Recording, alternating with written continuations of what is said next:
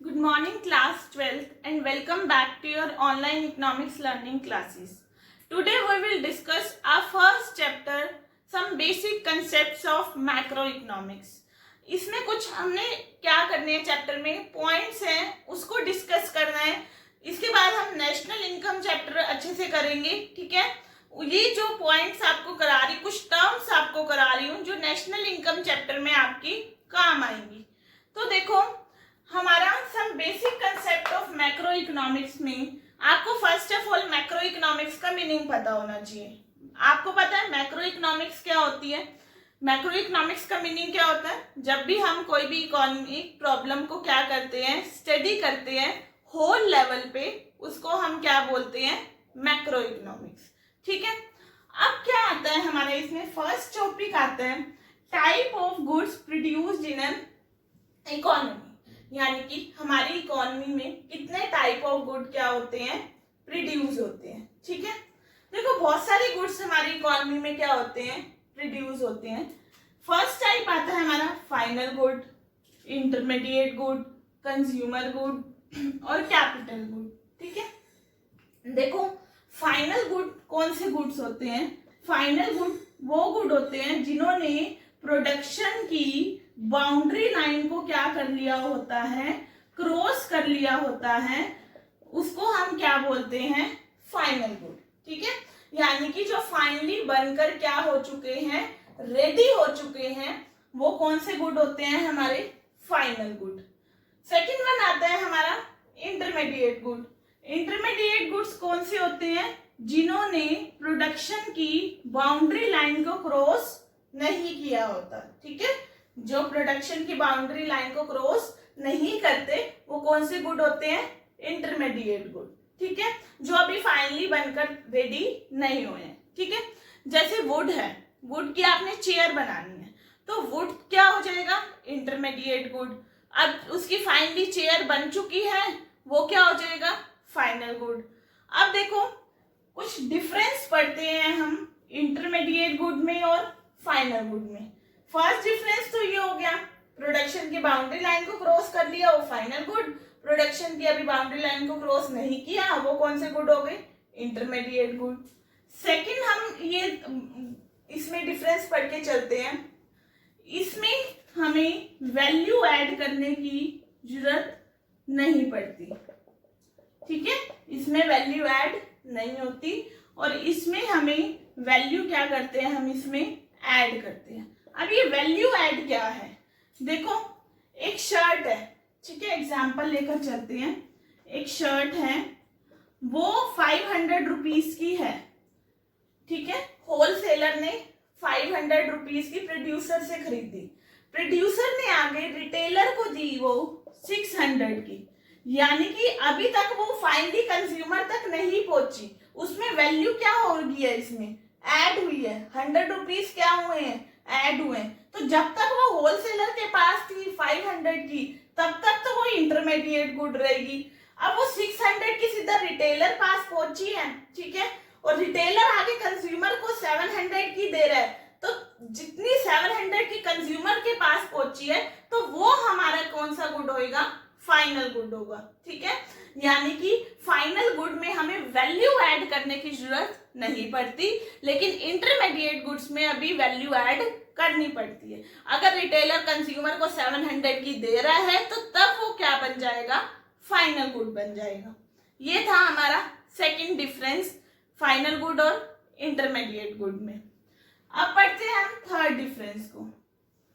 Third difference आता है हमारा, जो फाइनल गुड होते हैं वो हमारे रीसेल पर्पस के लिए नहीं होते.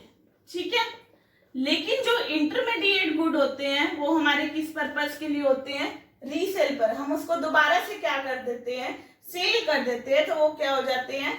इंटरमीडिएट गुड हो जाते हैं. ठीक है, लास्ट वन पॉइंट आता है, जो फाइनल गुड है उसी को ही हम नेशनल इनकम में लेकर चलते हैं और इंटरमीडिएट गुड्स को हम नेशनल इनकम में लेकर नहीं चलते. ऐसा क्यों होता है? क्योंकि डबल काउंटिंग की क्या हो जाती है? प्रॉब्लम हो जाती है. देखो हमने नेशनल इनकम, कंट्री की नेशनल इनकम देखनी है. ठीक है, एक गुड क्या है?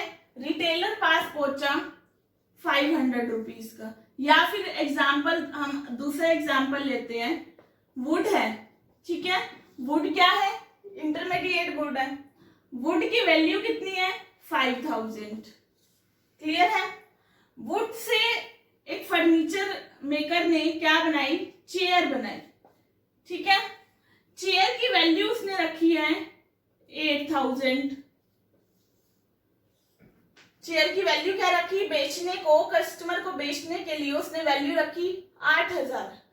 तो अब हमारी नेशनल इनकम देखनी है, तो नेशनल इनकम में हम सिर्फ ये 8000 ही लेकर चलेंगे। ये 5000 क्या है, इसमें ऑलरेडी क्या हो चुका है, काउंट हो चुका है। तो अगर हम इंटरमीडिएट गुड को भी ले अगर नेशनल इनकम में, तो हमें डबल काउंटिंग की क्या हो सकती है, प्रॉब्लम हो सकती है। तो इसलिए हम फाइनल गुड को ही लेकर चलते हैं जब भी हम कंट्री की नेशनल इनकम क्या करते हैं, काउंट करते हैं, to avoid the problem of double counting. तो ये था हमारा फाइनल गुड और इंटरमीडिएट गुड। अब चलते हैं अपने नेक्स्ट गुड पे, वो आता है हमारा कंज्यूमर गुड्स। कंज्यूमर गुड कौन से गुड होते हैं, जो डायरेक्टली कौन कंज्यूम करता है, कंज्यूमर कंज्यूम करता है। किस लिए कंज्यूम करता है, अपनी वांट्स को क्या करने के लिए, सेटिस्फाई करने के लिए, ठीक है। वो कौन से गुड हो जाते हैं, कंज्यूमर गुड। अब देखो कंज्यूमर गुड में फर्स्ट गुड आता है हमारा durable use consumer good.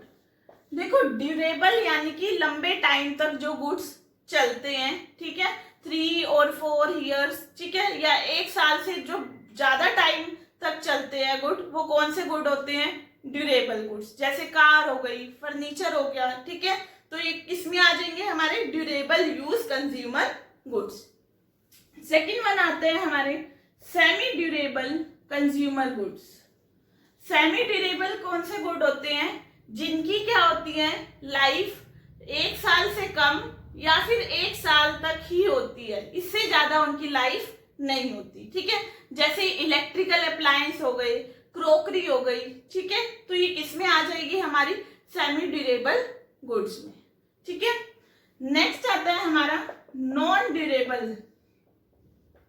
Non durable goods कौन से गुड होते हैं, जो सिंगल एक्ट ऑफ कंजम्पशन के लिए होते हैं, ठीक है, जो एक ही बारी में क्या हो जाते हैं, कंज्यूम हो जाते हैं गुड्स, वो होते हैं हमारे non durable consumer use goods. जैसे पेन की इंक है, ठीक है, वो खत्म होती चली जाएगी, ठीक है, सिलेंडर एलपीजी गैस है, तो वो भी किस में आ जाएगी, non durable consumer use goods में। नेक्स्ट वन आता है हमारा इसमें फोर्थ वन सर्विसेज।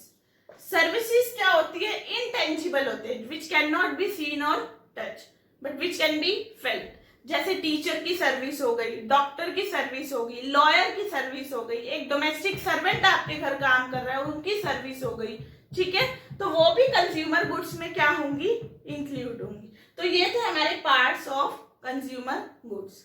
अब हम चलते हैं कैपिटल गुड्स। कैपिटल गुड्स कौन से होते हैं हमारे, देखो कैपिटल गुड्स कौन से होते हैं, ये क्या होते हैं, फिक्स्ड एसेट्स होते हैं प्रोड्यूसर के, ठीक है। देखो कैपिटल गुड्स फिक्स्ड एसेट्स की फॉर्म में होते हैं, लाइक प्लांट एंड मशीनरी क्या हो गया हमारा कैपिटल गुड्स।